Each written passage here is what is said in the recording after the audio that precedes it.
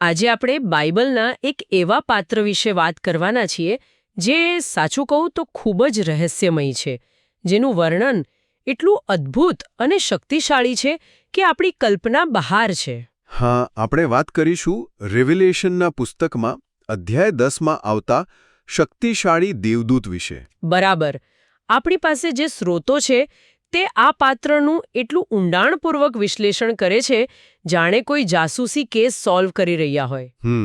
અને આ કેસનો મુખ્ય સવાલ એ છે કે આ શક્તિશાળી પ્રભાવશાળી દેવદૂત કોણ છે? શું તે પોતે ઈસુ ખ્રિસ્ત છે, જે એક અલગ રૂપમાં દેખાયા? કે પછી તે કોઈ બીજું અત્યંત ઉચ્ચ કક્ષાનો સ્વર્ગીય જીવ છે? આ જ મુખ્ય ગૂંચ છે. તો આપણું મિશન એ છે કે આપણે આ રહસ્યના તળિયે જઈએ. આપણે બંને પક્ષના પુરાવાઓને ચકાસીશું, દલીલોને સમજીશું અને જોઈશું કે આખરે આ ગૂંચ ક્યાં જઈને ઉકેલાય છે. ચાલો શરૂ કરીએ. સારું. તો સૌથી પહેલા આપણે ત્યાં જઈએ જ્યાં આ બધું બની રહ્યું છે. મતલબ કે યોહાન આપણને શું બતાવી રહ્યા છે? આ દેવદૂત દેખાય છે કેવો? હા, એનું વર્ણન જ બધું કહી દે છે. રેવેલેશન અધ્યાય 10માં લખ્યું છે કે એક શક્તિશાળી દેવદૂત સ્વર્ગમાંથી નીચે આવે છે. એણે વાદળ ઓઢેલું છે, એના માથા પર મેઘધનુષ્ય છે. એનો ચહેરો સૂરજની જેમ ચમકી રહ્યો છે અને પગ જાણે આગના થાંભલા હોય એવા છે. વાહ! આ વર્ણન વાંચીને જ મગજમાં એકદમ ભવ્ય ચિત્ર ઊભું થઈ જાય છે. બિલકુલ. આ કોઈ સામાન્ય દેવદૂત નથી. આ વર્ણનમાં જેની અસાધારણ શક્તિ અને દૈવી અધિકાર છલકાય છે. અને અહીંથી જ મને લાગે છે કે આપણી તપાસનો પહેલો અને સૌથી મજબૂત પુરાવો મળે છે. ઓકે, કયો પુરાવો? આ વર્ણન રેવ્યુલેશનના પુસ્તકમાં જ ઈસુના પોતાના વર્ણન સાથે અદ્ભુત રીતે મળતું આવે છે. ખરેખર? ક્યાં મળતું આવે છે? રેવ્યુલેશનના પહેલા જ અધ્યાયમાં. ત્યાં યોહાન પુનરુત્થાન પામેલા ઈસુનું વર્ણન કરે છે. ત્યાં લખ્યું છે કે તેમનો ચહેરો પૂરા તેજથી પ્રકાશતા સૂર્ય જેવો હતો. ઓહા! અને તેમના પગ ભઠ્ઠીમાં તપાવેલા શુદ્ધ પિત્તળ જેવા હતા. તો આ સૂર્ય જેવા ચહેરા અને અગ્નિના સ્તંભ જેવા પગ વચ્ચેની સમાનતા એકદમ સ્પષ્ટ છે. આ કોઈ સંયોગ ન હોઈ શકે. વાહ! આ તો એકદમ સીધો પુરાવો છે. જાણે કોઈ કહેતું હોય કે જુઓ, આ હું જ છું. પણ વાત અહીં પૂરી નથી થતી, ખરું ને? ના, બિલકુલ નહીં. એના હાથમાં એક નાની ખુલ્લી પોથી છે. અને પછી તે જે કરે છે તે તો એનાથી પણ વધુ નાટકીય છે. તે પોતાનો જમણો પગ સમુદ્ર પર અને ડાબો પગ પૃથ્વી પર મૂકે છે, જાણે સમગ્ર પૃથ્વી પર પોતાનો અધિકાર જમાવી રહ્યો હોય. અને પછી તે ગર્જના કરે છે. શાસ્ત્ર કહે છે તે સિંહની ગર્જના જેવો મોટો અવાજ કરે છે. સિંહની ગર્જના? હા, અને આ બીજો મોટો પુરાવો છે. રેવેલેશનમાં જ આગળ ઈસુને યહૂદાના ગોત્રનો સિંહ કહેવામાં આવ્યા છે. સિંહ એ રાજવી સત્તા અને શક્તિનું પ્રતીક છે. અને એ પ્રતીક ઈસુ સાથે જોડાયેલું છે. તો દેખાવ અને અવાજ બંને પુરાવા સીધા ઈસુ તરફ ઇશારો કરી રહ્યા છે. બરાબર. એક મિનિટ, જો દેવદૂત આટલો શક્તિશાળી છે અને ઈસુ જેવો જ દેખાય છે અને સિંહની જેમ ગર્જના પણ કરે છે, તો પછી કોઈ શંકાને સ્થાન જ ક્યાં છે? મને તો લાગે છે કે આ ઈસુ જ છે. કેસ અહીં જ પૂરો. તમારી વાત સાચી છે.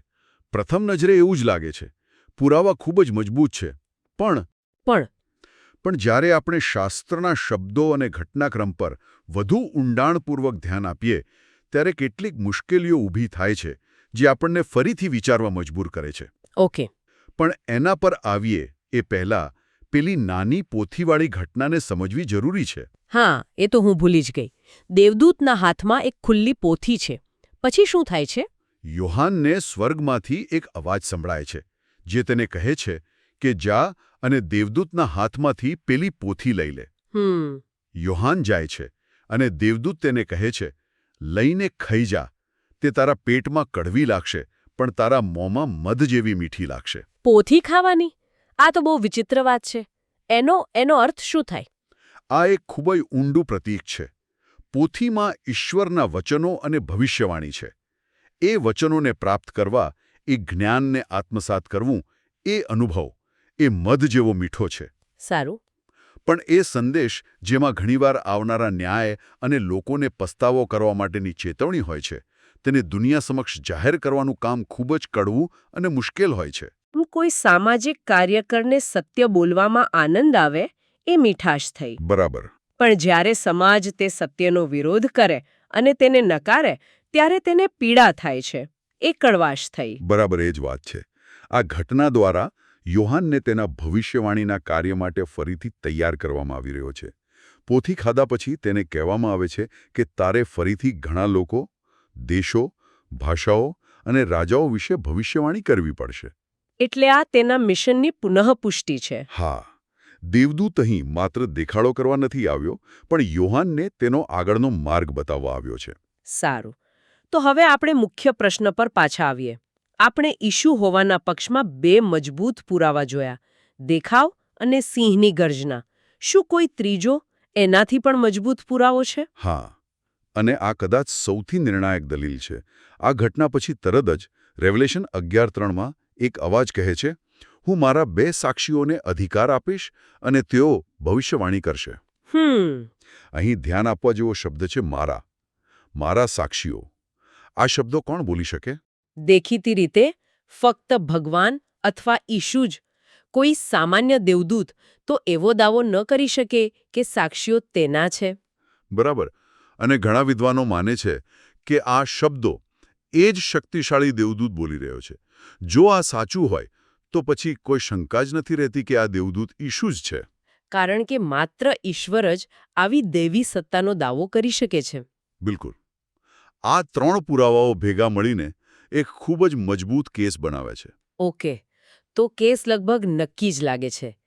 દેખાવ, અવાજ અને હવે સત્તાનો દાવો. પણ તમે કહ્યું હતું કે કેટલીક મુશ્કેલીઓ છે. હવે મને એ જાણવાની ઉત્સુકતા છે. એવા કયા પુરાવા છે જે આટલી મજબૂત દલીલોને પડકારી શકે? અને અહીંથી જ આ રહસ્ય વધુ ઘેરું બને છે. પહેલી અને સૌથી સ્પષ્ટ દલીલ તો શાસ્ત્રના પોતાના શબ્દોમાં છે. કેવી રીતે? શાસ્ત્ર તેને સ્પષ્ટપણે દેવદૂત તરીકે ઓળખાવે છે. મૂળ ગ્રીક લખાણમાં એન્જેલોસ ઇસ્કાયરોસ શબ્દ વપરાયો છે, જેનો અર્થ થાય છે એક શક્તિશાળી દેવદૂત અથવા એક શક્તિશાળી સંદેશવાહક. બરાબર. તો સવાલ એ થાય છે કે જો યોહાન ઈસુને જોઈ રહ્યા હતા તો તેમણે સીધું પ્રભુ કે ઈસુ કેમ ન લખ્યું? શા માટે આ ચોક્કસ શબ્દ દેવદૂત પસંદ કર્યો? આ ખરેખર વિચારવા જેવો મુદ્દો છે. એન્જેલોસ શબ્દનો અર્થ સંદેશવાહક પણ થાય છે, ખરું ને? હા, અને એ ખૂબ મહત્વનું છે. રસપ્રદ વાત એ છે કે બાઇબલમાં એન્જેલોસ શબ્દનો ઉપયોગ માત્ર સ્વર્ગીય જીવો માટે જ નથી થતો, પણ માનવ સંદેશવાહકો માટે પણ થાય છે. ઓહ! તો શું યોહાન અહીં એવું સૂચવી રહ્યા છે કે આ માત્ર એક સંદેશવાહક છે, ભલે તે ગમે તેટલો શક્તિશાળી કેમ ન હોય? આ શબ્દની પસંદગી પોતે જ ઈસુની ઓળખ પર એક પ્રશ્નાર્થ ચિહ્ન મૂકે છે. સારું. હા, આ પહેલો વળતો પુરાવો. બીજો શું છે? બીજો પુરાવો ઘટનાક્રમમાં છુપાયેલો છે. યાદ કરો, યોહાનને પોથી લેવાનો આદેશ કોણ આપે છે? દેવદૂત પોતે. ના, દેવદૂત પોતે નહીં, પણ સ્વર્ગમાંથી આવતો એક અવાજ. રેવલેશન 10:8માં યોહાન સ્પષ્ટ કહે છે, સ્વર્ગમાંથી જે અવાજ મેં સાંભળ્યો હતો તે ફરીથી મારી સાથે બોલ્યો અને કહ્યું, જા અને દેવદૂતના હાથમાંથી ખુલ્લી પોથી લઈ લે. એક મિનિટ. આ તો આખી વાત બદલી નાખે છે. જો ઈસુ પોતે પૃથ્વી પર દેવદૂતના રૂપમાં હાજર હોય તો તેમનાથી પણ ઉપર સ્વર્ગમાંથી બીજું કોણ આદેશ આપી રહ્યું છે? બરાબર. આ તો એક વંશવેલો, એક હાયરાર્કી સૂચવે છે, જાણે દેવદૂત પોતે કોઈ ઉચ્ચ સત્તા હેઠળ કામ કરી રહ્યો હોય. બિલકુલ. આ દલીલ સૂચવે છે કે દેવદૂત સર્વોચ્ચ સત્તા નથી, પણ તે સત્તાનો પ્રતિનિધિ છે. અને ત્રીજો, અને કદાચ સૌથી મોટો વળતો પુરાવો, હા, એ મારા 2 સાક્ષીઓવાળા વાક્યના અર્થઘટન સાથે જોડાયેલો છે. એ કેવી રીતે? જેમ આપણે ચર્ચા કરી, જો દેવદૂત એ શબ્દો બોલે તો તે ઈસુ હોઈ શકે, પણ ઘણા બાઇબલ અનુવાદો અને મૂળ ગ્રીક લખાણમાં તે સ્પષ્ટ નથી કે એ શબ્દો દેવદૂત બોલી રહ્યો છે કે પછી સ્વર્ગમાંથી આવતો પેલો બીજો અવાજ. ઓહ! જો એ શબ્દો સ્વર્ગમાંથી આવતો અવાજ એટલે કે ભગવાન પિતા બોલી રહ્યા હોય તો પછી દેવદૂત ફક્ત એ આદેશને પહોંચાડનાર એક સંદેશવાહક બની જાય છે, પોતે આદેશ આપનાર નહીં. અને આ નાનકડી અસ્પષ્ટતા આખી દલીલને ઊંધી વાળી દે છે. વાવ! બરાબર. તો એક તરફ દેખાવ અને સત્તા છે અને બીજી તરફ શાસ્ત્રના શબ્દો, ઘટનાક્રમ અને વ્યાકરણની અસ્પષ્ટતા. આ તો ખરેખર ગૂંચવણભર્યો કેસ છે. છે જ. આપણા સ્રોતો આ ગૂંચને ઉકેલવા માટે કોઈ બીજો ધર્મશાસ્ત્રીય મુદ્દો પણ ઉઠાવે છે, બરાબર ને? હા, અને આ મુદ્દો પુનરુત્થાન પામેલા ઈસુના સ્વરૂપ વિશે છે. શાસ્ત્ર કહે છે કે જ્યારે સંતોનું પુનરુત્થાન થશે ત્યારે તેઓ દેવદૂત જેવા બનશે. સ્રોત એવો તર્ક આપે છે કે ઈસુ, જેઓ પુનરુત્થાન પામેલા પ્રથમ ફળ છે, તેઓ પણ દેવદૂત જેવા થયા છે. તેઓ એક આધ્યાત્મિક શરીર ધરાવે છે.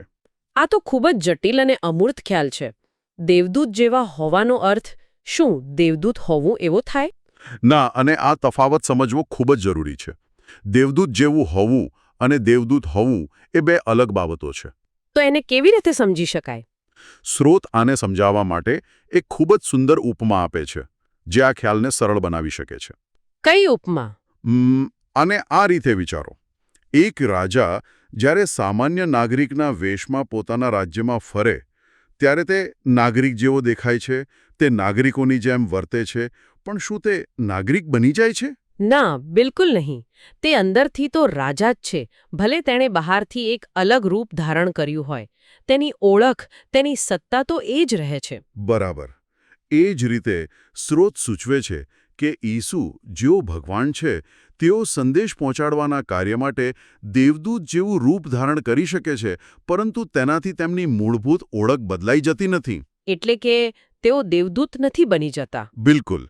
તેઓ ભગવાન જ રહે છે, જે અવકાશ સમયમાં એક સૃષ્ટિનું રૂપ ધારણ કરે છે.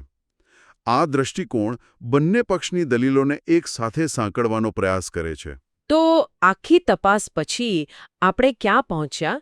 એક તરફ મજબૂત પુરાવા છે કે તે ઈસુ છે, બીજી તરફ એટલા જ મજબૂત પુરાવા છે કે તે એક શક્તિશાળી સંદેશવાહક છે, પણ ઈસુ નથી. તો આખરે આ રહસ્યનો જવાબ શું છે? કદાચ જવાબ એ છે કે આપણે ખોટો સવાલ પૂછી રહ્યા છીએ. એટલે? સ્રોતનો અંતિમ નિષ્કર્ષ એ છે કે કદાચ આ પાત્રની ચોક્કસ ઓળખ કરવી એ મુખ્ય મુદ્દો જ નથી. શાસ્ત્ર તેને શક્તિશાળી દેવદૂત કહે છે, અને કદાચ આપણે એ વર્ણનને શાબ્દિક રીતે સ્વીકારી લેવું જોઈએ. તો પછી આપણે જે સંદેશ આપવાનો પ્રયત્ન થઈ રહ્યો છે તેનાથી ભટકી જઈએ છીએ? બરાબર. આગ્રહપૂર્વક તેને ઈસુ તરીકે અથવા માત્ર એક દેવદૂત તરીકે ઓળખાવાની કોશિશમાં આપણે કદાચ યોહાન જે મૂળ સંદેશ આપવા માંગે છે તેનાથી દૂર જઈ રહ્યા છીએ. તો તમે એમ કહો છો કે આ પાત્રની અસ્પષ્ટતા જાણી જોઈને રાખવામાં આવી છે. તેનો કોઈ હેતુ છે? મને એવું જ લાગે છે. કદાચ આ પાત્રની અસ્પષ્ટતા જ આપણને કંઈક શીખવે છે. મુદ્દો ઓળખનો નથી, પણ સત્તાના સ્થાનાંતરણનો છે. સત્તાનું સ્થાનાંતરણ? હા. આ દૃશ્ય બતાવે છે કે કેવી રીતે ઈશ્વરનો ભવ્ય અને પ્રભાવશાળી સંદેશ જે આ દેવદૂત દ્વારા રજૂ થાય છે તે આખરે એક માનવ પ્રબોધક યોહાનના હાથમાં આવે છે. એટલે દેવદૂત એ દૈવી અને માનવીય વચ્ચેની એક કડી છે. બિલકુલ. તે આપણને યાદ અપાવે છે કે ઈશ્વરનો સંદેશ ગમે તેટલો મહાન હોય, તેને દુનિયા સુધી પહોંચાડવાની જવાબદારી આખરે માણસની જ છે. આ એક ખૂબ જ ઊંડી અને યાદગાર સમજ છે. તો ઓળખ કરતાં સંદેશ વધુ મહત્વનો છે. આ પાત્ર ઈસુ છે કે નહીં તેના કરતાં પણ વધુ મહત્વનું એ છે કે તે શું કરી રહ્યો છે અને શું કહી રહ્યો છે. એકદમ સાચું. આ દ્રશ્યનો હેતુ યોહાનને અને આપણને આવનારા પડકારો માટે તૈયાર કરવાનો છે. તે બતાવે છે કે ઈશ્વરનો સંદેશ શક્તિશાળી છે અને તેને પહોંચાડનારને પણ શક્તિ આપવામાં આવશે, ભલે એ માર્ગ કડવો કેમ ન હોય. એટલે કદાચ આ રહસ્યને રહસ્ય રહેવા દેવામાં જ તેની સુંદરતા અને શાણપણ છે. હા. આજે આપણે રેવલેશનના એક અત્યંત જટિલ અને રસપ્રદ રહસ્યને ઉકેલવાનો પ્રયાસ કર્યો. આપણે જોયું કે કેવી રીતે એક શક્તિશાળી દેવદૂતની ઓળખ અંગે બંને પક્ષે મજબૂત પુરાવા છે અને અંતે કોઈ સ્પષ્ટ જવાબ મળતો નથી. અને આ ચર્ચા એક મોટો પ્રશ્ન ઊભો કરે છે, જે આપણા બધા માટે વિચારવા જેવો છે. કયો પ્રશ્ન? જ્યારે આપણે પવિત્ર ગ્રંથોનો અર્થઘટન કરીએ છીએ ત્યારે શું દરેક રહસ્યને ઉકેલવું અને દરેક પાત્રને કોઈ ચોક્કસ ખાનામાં મૂકવું જરૂરી છે? કે પછી કેટલીક બાબતોની આ દ્વિઅર્થી પ્રકૃતિ અને તેનું રહસ્ય જ આપણને ઈશ્વરના સ્વરૂપની વિશાળતા અને અકલ્પનીયતા વિશે વધુ શીખવે છે?